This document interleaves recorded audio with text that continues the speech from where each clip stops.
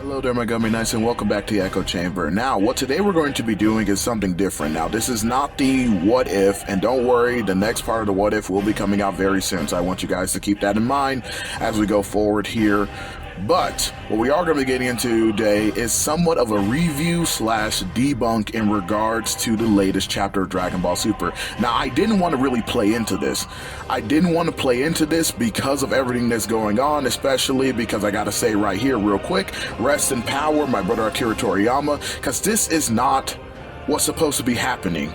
We're not supposed to be still going over this. We thought that we had gotten rid of the Western fan stigma of Dragon Ball fans can't read. We thought we have gotten rid of that, and we thought that this was going to bring everyone together. Western fans can't seem to ever let it go. Like I said, I didn't want to address this because I feel it's very petty and stupid, but I'm tired of the community just simply lying, and I thought that the idea was set in stone now that we were going to actually read before we sat there and made videos and made commentaries. But really, if you don't know, you probably know now because the chapter has been out for a little bit in regards to specifically the battle between Gohan and Goku and how suddenly people are just incapable of reading at a basic second grade capacity. Their literacy capacity is very low, apparently, because they seem to believe in something that is so clearly and visibly not true, and that's what we're going to be getting into today in regards to the review slash debunk. Now, first we're going to start with chapter 102, and I did think I did just mention that in the beginning of this, but we're going to be starting with chapter 102. Not necessarily going over the entire chapter, but we're going over a specific point in the chapter, and that's the point where the fight actually begins to start. Because I've heard a lot of people do a lot of downplay, especially towards Goku in this, and that's the real problem with this, because it's been made so clear and cut that in regards to the so-called pecking order, or who stands on top, who's the strongest, at least among these two, that being Gohan and Goku, which I myself has said for the last 2 years, still remained Goku, and that everyone was taking commentaries from the late Akira Toriyama and other sources out of context, and they did not understand the meaning behind them, and whatever they extrapolated from it wasn't what was the proper interpretation of what actually was happening. And this seems to continue here because we have been waiting for this moment. Ever since we first got the teaser that it was going to happen, we all were waiting for this moment to see who was ultimately going to end up being right. Now that we have the confirmation that it is still Goku, let me go ahead and get it out the way right now. It is indeed still Goku. People are up in arms and losing their minds over it because most people you're going to see right now are saying Gohan and saying that, yes, we did it. So the fan base is kind of split a little bit on this, which is another reason why I'm making this video. Is because for some reason you're going to see a lot of people sitting there saying Gohan, but it was made so clear that it was Goku. So this is a bit ridiculous, so we're going to kind of go ahead and address it. Now, like I said, getting back to 102 here, the first thing is about whether or not Goku was using full power. Now, we know what Goku's full power looks like, and I'll put an image on screen right now, because consistently shown in the last 2 arcs. Now, of course, we're excluding Cell Max because that wasn't necessarily related to Goku and them. They were in it, but it wasn't necessarily related to them. It was mostly trying to follow the movie, and Toriyama did a little bit of his own thing. I have my own gripes with that arc, but again, it's just, he's trying to retell the movie and he's trying to do his own thing with it, and that's perfectly fine. I don't want to be repetitive on that. The last 2 arcs that really majorly contained Goku, we've seen, and there will of course be images up on screen, we've seen what that looks like. We have seen what Goku at full power in his MUI and not TUI, because that was confirmed once again by Toriyama, which everyone kept debating. Another thing people debated all the time. But no, TUI is not Goku's strongest form. It was always MUI. Even back during Granola, when this controversy first came out, it was clear that it was MUI. But I guess people were trying to ignore that because then it calls into question Frieza's feat. And I'm specifically talking about Black Frieza when he one-shotted TUI Goku and Ultra Ego Vegeta. because since we now have full confirmation once again that Goku was not at his strongest when he got one-shotted, is it to say that Frieza isn't as impressive as we thought? And my thing on that is no. I think that Frieza would have still beat Goku even if he was an MUI at the time. I can't speak on what happens now because it's clear that the Granola Saga is a few years off from where we are right now. I can't really necessarily speak onto current Goku and how he stacks up to current Frieza, especially in terms of his black form. We won't know that until, we get maybe a potential Black Frieza arc, which may or may not happen. Again, it is all up to Toyotaro at this point, and I'm gonna let him do his thing. We know what Goku's full power looks like whenever he uses MUI, and that's shown on screen. This is what it looks like. What he said specifically in chapter 102 is that, come on, Gohan, we're going to use our best moves. Now, I'm paraphrasing, and I'm going to be doing a lot of paraphrasing, so just forgive that. If you want direct quotes, I will direct quote where it needs to be, but I will, like I said, be doing a lot of paraphrasing. But don't get me wrong, the panel will be up on screen, so that way you guys can see. And he's basically like, we're going to use our best moves, but at no point is it indicated that Goku is going all out or using his full power. Hello there, my Gummy Knights, and this is future me coming in because I recorded this video a bit of a while ago, but this is me kind of interjecting right here because I do have the recent scans from the official Dragon Ball website in regards to that, and I do have 3 points on that.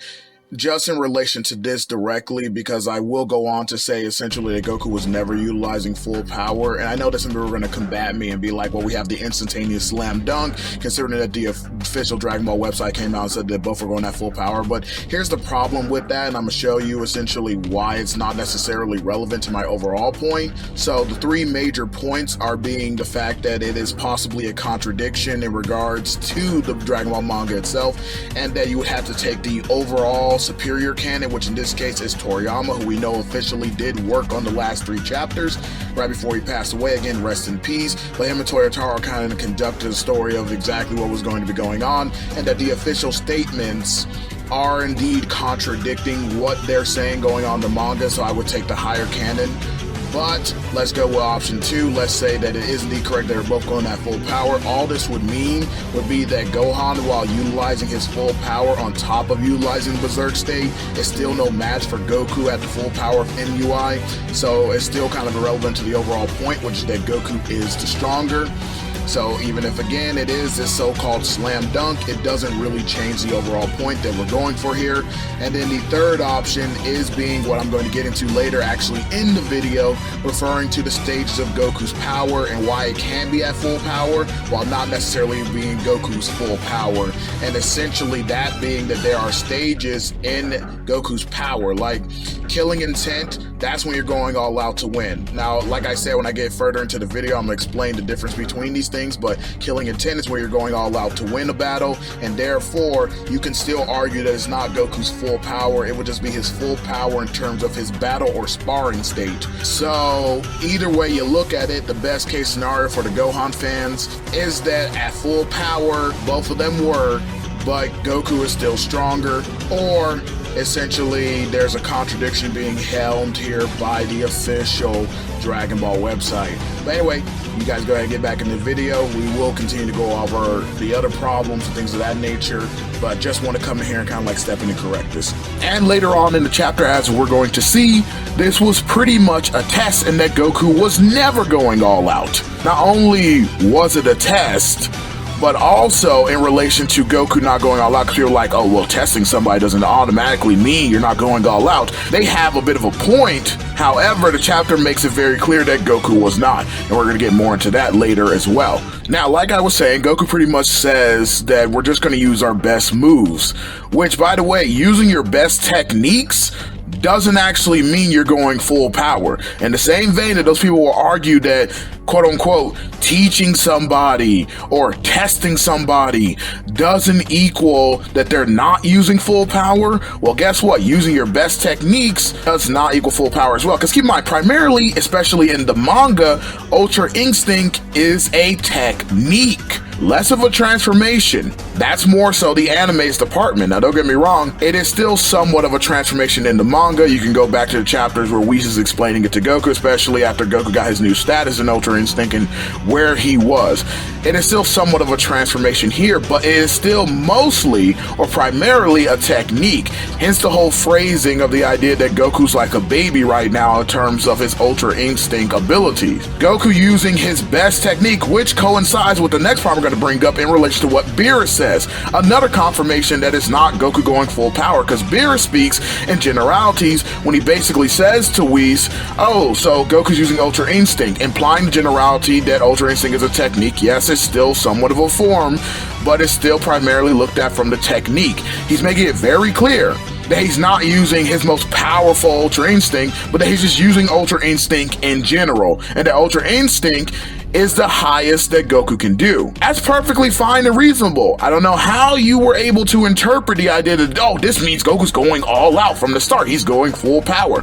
When we know what Goku's full power looks like, we know what his full power is, and to further confirm this, because we were like, well, this is flimsy. Don't worry, we'll get further into why this is more so on my side of the point. But that's basically it for chapter 102. Now 103 starts exactly where we left off in regards to the fight. So they had already kind of clashed a little bit in 102, and pretty much both sides were dead even. They were kind of like just testing each other out based on getting a feel or understanding of each other's strengths. But the second that we get into the chapter itself, we can objectively see that they have started kicking it up a notch. And specifically, Gohan has started kicking it up a notch, as we still see Goku as casual.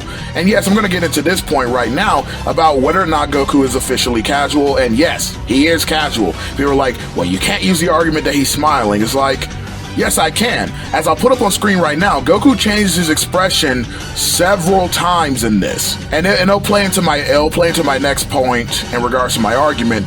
What getting into why he can now use expressions or have different expressions or different emotions, if you will, using Ultra Instinct. But as you can see, Goku is clearly going casual, while Gohan is kicking it up. Now, don't get me wrong, Gohan's not at full power yet.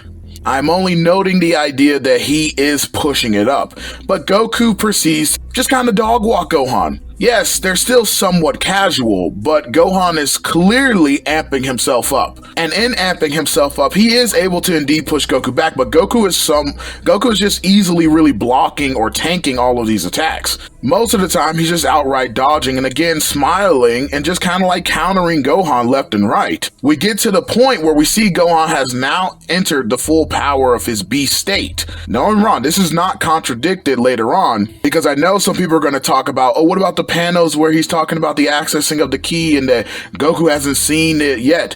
What he is talking about is that he had another transformed state on top of this, what we now are calling, or has been dubbed, the enraged beast form. This is kind of separate from the beast form, because like with Super Saiyan God back when Goku accessed that and he entered a higher elevated state of Super Saiyan God, he was essentially telling Beerus that Super Saiyan God hadn't reached his limit yet, even though he thought. Goku had thought he had went to his full power, but had exceeded past said limit, because he was like, well, there is no limit yet and my body's telling me I can keep going. This is essentially the same thing, so it's not a contradiction in regards to that. Gohan is going at full power in terms of his beast mode right now, but it's not doing anything to Goku. Goku then talks to Gohan about training in regards to that and saying that Gohan's doing pretty good, that he's been pretty spiffy. And so then Goku closes his eyes, gracefully like a swan looking up in the air. And then essentially you can see Goku immediately blitzes Gohan. After he reopens his eyes, he immediately blitzes Gohan and begins to, again, dog walk him. This is not even close. And keep in mind, this is still Goku being casual, because again, he has not utilized his full power. You can say he's utilized more of his power, and that's perfectly fine to say. I'm not disagreeing with that. But no, it's not anything new like, oh, this is Goku at his focus, therefore he's going full power. No, it's not anything like that. He's just putting in a little bit more effort. But it's not enough to be at his full power, which is why I still consider it his casual. I feel more than justified in saying that. Essentially because, again, we know what Goku's full power looks like. We know what happens when he is truly going all out. So clearly he's not here, and he's dog-walking Gohan. After this point is where people start getting really triggered. So we've addressed the points of whether or not, quote unquote, Gohan was at full power. He was. Goku was being casual. He was. And we've also addressed whether or not utilizing your techniques equals you're utilizing your full power. It doesn't. And now we get into the good part. Gohan then enters his new powered up beast state, or the enraged beast form. He's actually putting in that work, and by putting in that work, he's making Goku take it slightly more seriously. Don't get me wrong, he's able to actually put in some hits in on Goku, and Goku's having to push even further in regards to his Ultra Instinct, which is something that I personally never denied, and most people don't deny. So, two things I want to showcase from this really is further confirmation about whether or not Goku was using full power, in the sense, before we get into an extreme deep dive later on, in the sense, another thing that I kind of missed right before Gohan ended up powering up is Goku explaining Ultra Instinct and where he is at this point in terms of his Ultra Instinct journey. Goku has mastered the form to at least a high level degree to where he can instantaneously utilize the form and even express different emotions. The big crux of the manga's version of Ultra Instinct was the idea that Goku needed to have his emotions under control, hence why he invented TUI, which is true Ultra Instinct, because he could not control his emotions. When his heart started beating, essentially when he started getting revved up and his Saiyan DNA would come out, he had a very rough time controlling his emotions. Like I said, this is something that's a feature really in the manga, not the anime, because if you look at the Tournament of Power, Goku was more than emotional there. Everyone knows the infamous scene that I'm talking about.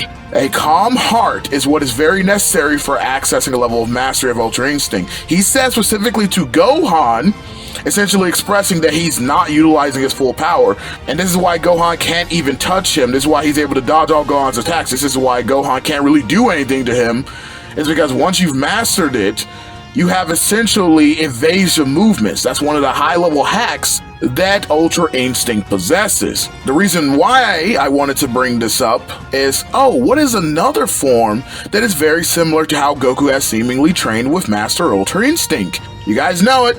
Became very infamous, and Goku's new training style in regards to his transformations, hell, the manga carried it over with perfected Super Saiyan Blue. What is that transformation? It's the one that started it all. Super Saiyan. When he was training with Gohan. Oh, and look at that. I can't believe it's another battle between Goku and Gohan here.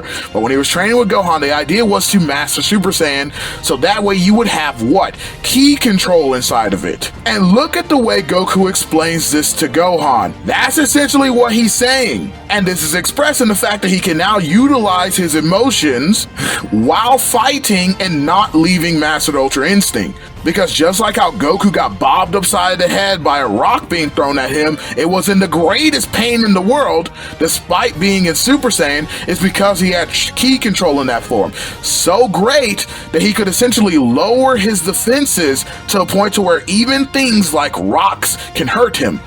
This is the same application applied here. Again, proving that Goku is not going all out. Because he can literally channel whatever level of power is needed for Mastered Ultra Instinct to fight his opponent. So Goku's over here expressing his emotions and stuff like that, and he's having to put in slightly more effort, again not full power, and Gohan finally manages to land a punch. And by a punch, I mean Goku blocks that punch pretty much instantaneously, and it doesn't do anything to him. He's not even sent back from it. But it does create an opening for Gohan to land his actual hit, in the sense that he actually is able to kick Goku and do a bit of damage. Not significant damage, not anywhere near significant damage, and Goku essentially shrugs it off. It was like, wow, that stung. It barely even stung him. Let's kind of extrapolate on this point real quick. So, what people are saying right here is that Goku got knocked out of MUI. That's the big contention here. Hello? Did you guys not see the panel? This is what I'm saying about can these people read? Because if you look right at the panel, Goku's still in MUI after the kick. And I'm sorry if people don't like my passion or animatedness. I have to be, because these people need to get it through their thick skulls that you need to take the L when you're wrong. I've been saying the right answer for 2 years. You guys just can't accept the L. So now you have something that we know as selective reading. Or you have receptive aphasia. For people who don't know what that means, is that you essentially lack the ability to understand what is written. Because as we can clearly see in the panel, Goku's still in MUI. He wasn't knocked out of it. Where they get this from? I don't know. Oh, wait, I know where they get it, because he came up in base. Yeah, it's funny how he came up in base and then instantly was able to go back into Ultra Instinct after having a conversation with Gohan. Specifically a conversation around, wow, Gohan, what was that technique? That actually that stung pretty much. He says, ow, ooh, that stung. And then you see Gohan, by the way, huffing and puffing, knowing that he went above and beyond even his full and max power to enter a new transformation and could only land one good hit that tired him out. Goku's not tired at all. Goku's not even anywhere near his full power. He's still casual. He's still smiling. But Gohan's exhausted. Don't get me wrong. He's not to a point of exhaustion to where he can't still fight. Because later on in the chapter, we'll see him fight against Broly, and then even further than that, we'll see an all-out battle between all the Saiyans. So Gohan still has a little bit in the tank. So he's not exhausted to that point, but he is still visibly exhausted and tired after only landing one successful hit, which he confirms himself, by the way. He's like, yes, finally, a solid hit, showing that even he knew it took way more than what he has naturally. He had to elevate himself to a new state just to be able to land a good hit. He then explains this state to Goku, and Goku's like, oh yeah, that's pretty neat, son. That's pretty cool. All right, let's go again. Now, answer me this, panel. Because I'll get back to the base thing in a second. But answer me this, panel. If you are so significantly weaker, because this is what these guys are promoting, that Gohan is so significantly stronger, there's a new pecking order, that Gohan's at the top. He's the strongest of all time. He surpassed Goku by such a high margin. Now, they may say, well, I didn't say much stronger. I didn't say that he was astronomically stronger. It's like, yes, you did. By proxy of your description implies that Gohan is of a significant degree stronger, especially because of the feats and stuff that you're utilizing and how you're expressing them. You're saying that he has to be of magnitude, because that's what that type of speech means, that Gohan is of magnitude stronger. In other words, he is much stronger. But we are literally shown proof that that is not the case. In fact, we're shown proof that he's not actually stronger at all.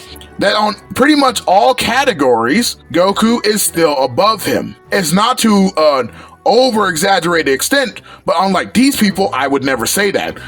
Goku is still above him, though. That is a fact. Going back, why is it that if you are so-called magnitudes weaker than your opponent, would you utilize the same transformation that they just beat? Goes through your head. Now, I know that Super Goku has not been the brightest tool in the shed, but whenever it comes to fighting, and even Toyotaro has been mostly consistent on this, I might have to dial that back a little bit more, but he's been consistent enough that Goku understands, if anything, it's fighting, because that's where Goku lives. He's at least smart when it comes to battle, and Goku always knows his limits.